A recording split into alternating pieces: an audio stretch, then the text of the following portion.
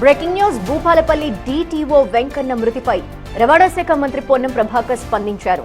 వెంకన్న కుటుంబాన్ని అన్ని విధాలా ఆదుకుంటామని హామీ ఇచ్చారు. ప్రమాదాన్ని ఇసుక మాఫియా హత్యగా బీఆర్ఎస్ ఆరోపించడంపై మండిపడ్డారు. గతంలో రోడ్డు ప్రమాదాలు జరిగినప్పుడు శవాలని మాయం చేసిన చరిత్ర బీఆర్ఎస్ దంటూ శవ రాజకీయాలు మానుకోవాలన్నారు. రవాణా మంత్రిగా తప్పులు జరగకుండా చర్యలు తీసుకుంటానన్నారు మంత్రి పొన్నం ప్రభాకర్.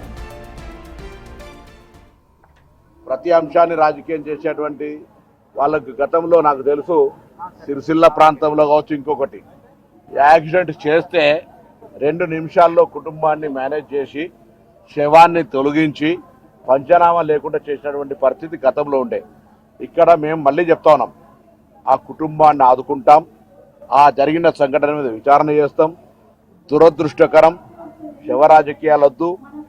తప్పకుండా ప్రభుత్వం కఠినంగా మీకేమైనా సమాచారం ఉండి ఎక్కడైనా మాఫియా, శాండో, ఫ్లై యాషో, మినరలో, గ్రానైటో ఎక్కడైనా తప్పు జరిగితే నేను రవాణా శాఖ మంత్రిగా అందరికీ ఓపెన్ చెప్తా ఉన్నా, మా దృష్టికి తీసుకురండి, బరాబర్ మేము యాక్షన్ చేస్తాం.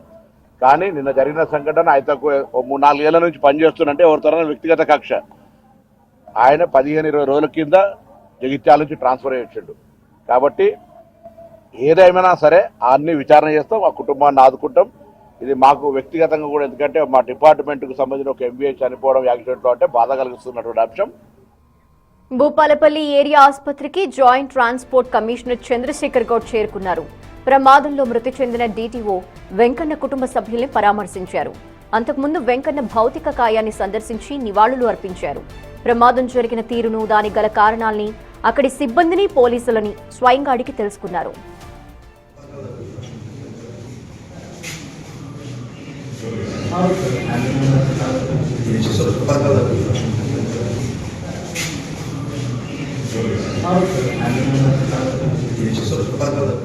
సమర్థుడు, నిబద్ధత కలిగిన అధికారి వెంకన్నని కోల్పోవటం రవాణా శాఖకి తీరని లోటని ఈ ఘటన బాధాకరమన్నారు చంద్రశేఖర్ గౌడ్.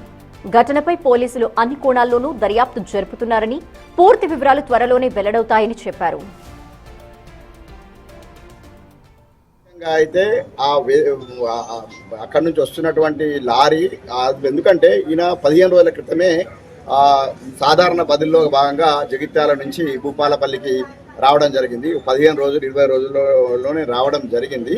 కాబట్టి ప్రాథమికంగా మేము ఆ యాక్సిడెంట్ స్పాట్ను కూడా మేము ఇన్స్పెక్ట్ చేయడం జరిగింది.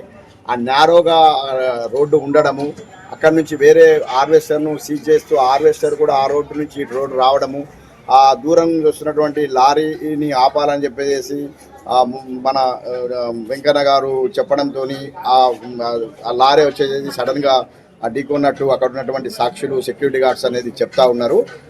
తదుపరి విచారణ అంతా ఇప్పుడు కరెక్ట్ కాదు, ఎందుకంటే పోలీసు శాఖ వారు దాని సమగ్రంగా విచారణ చేస్తారు. ఎస్పీ సంకీర్త్ మాత్రం లారీ బ్రేక్స్ ఫెయిల్యూర్ కారణంగా ప్రమాదం జరిగినట్టు అనుమానిస్తున్నామన్నారు. వాహనాలు తనిఖీ చేస్తూ ఉండగా అదుపు తప్పి డ్రైవర్ కి కంట్రోల్ కాక వెంకన్నని ఢీకొని ఉండొచ్చని భావిస్తున్నామన్నారు. దీనిపై పూర్తి దర్యాప్తు జరుపుతున్నామని చెప్పారు. డిటిఓ గారు ఒక హార్వెస్టర్ని సీజ్ చేశారు. సీజ్ చేసి అది తన ఆఫీస్లోకి తీసుకెళ్తున్నారు. సో దానికి సంబంధించి అతని కారు ఆర్టీఓ ఆఫీస్ ముందు పార్క్ చేసుకొని, సో ఎదురుగా వస్తున్న వెహికల్స్ని ఆపుతూ ఈ హార్వెస్టర్స్ని లోపలికి పంపించే ప్రయత్నంలో ఒక కోల్ లారీ, అది మన జెన్కోకి కోల్ని తీసుకొని వస్తుంది తాడిచెర్ల దగ్గర నుంచి.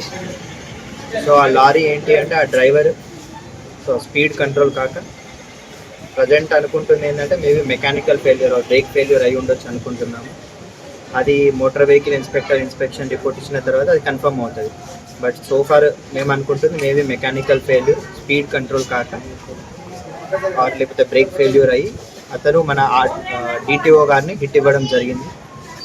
సో దీనివల్ల డిటిఓ గారి ఏదైతే అబ్డామినల్ పార్ట్ ఉంటుందో అబ్డామినల్ పార్ట్ నుంచి లారీ యొక్క టైర్స్ అనేది వెళ్ళడం జరిగింది. అక్కడే మన డిటిఓ గారు స్పాట్లో చనిపోవడం జరిగింది. సో దీనికి సంబంధించి క్రైమ్ వెహికల్ కూడా మన కస్టడీలో ఉంది ప్రజెంట్, అది మనం పోలీస్ స్టేషన్లో పెట్టుకోవడం జరిగింది. అండ్ చనిపోయిన డిటిఓ గారి ఫ్యామిలీ మెంబర్స్ కూడా ఇన్ఫార్మ్ చేయడం జరిగింది. సో యాజ్ సూన్ యాజ్ వాళ్ళ ఫ్యామిలీ మెంబర్స్ వచ్చి మనకి కంప్లైంట్ ఇచ్చిన వెంటనే వీళ్ళు register FIR. So and inquest అదంతా కూడా కండక్ట్ చేసి పోస్ట్ మార్టం కూడా జరిగిన తర్వాత యాజ్ పర్ ద ప్రొసీజర్ మేము బాడీని కూడా ఫ్యామిలీ మెంబర్స్కి హ్యాండ్ ఓవర్ చేయడం జరుగుతుంది. సో మన ఉదయం భూపాలపల్లి ఆర్టీఏ కార్యాలయం ఎదుట తనిఖీలు చేస్తున్న డీటీఓ వెంకన్నని లారీ ఢీకొట్టింది. ఘటనలో వెంకన్న అక్కడికక్కడే మృతి చెందగా శరీరం నుచ్చునుచ్చైంది. వెంకన్న భూపాలపల్లికి బదిలీ అయి కేవలం 15 రోజులే అవుతోంది. పరారవుతున్న లారీ డ్రైవర్ని పట్టుకున్న స్థానికులు చితకబాదారు. ప్రస్తుతం లారీ డ్రైవర్ పోలీసుల అదుపులో ఉన్నారు. ఇక లారీ డ్రైవర్ బీహార్కి చెందిన తస్లీంగా గుర్తించారు. ప్రమాదానికి కారణమైన లారీపై సిగ్నల్ జంపింగ్, ట్రాఫిక్ వయలేషన్ ఇలా 5 చలాన్లున్నాయి. తస్లీంకి లైసెన్స్ లేకపోయినా నిబంధనలు ఉల్లంఘించి లారీ అప్పచెప్పాడు ఓనర్ మహబూబ్ ఖాన్. ఇద్దరిపై కేసు నమోదు చేసి దర్యాప్తు చేస్తున్నారు.